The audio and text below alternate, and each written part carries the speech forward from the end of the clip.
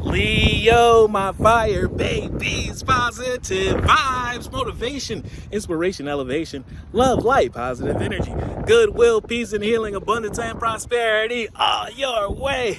Please like, share, comment, and subscribe if this page has been a blessing to you. Check out my LinkTree. Link is in the bio. I do have some special treats there for you.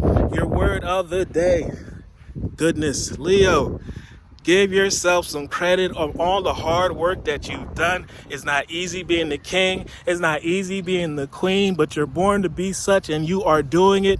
Doing it is a great job. I refine my character and overcome difficulties by remaining positive.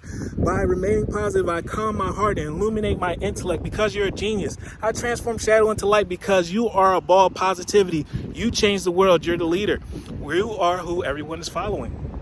I consciously manifest goodness in and around me.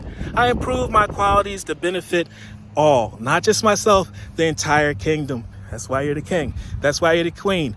Love one another. Be kind to one another. Love yourself. I love you too.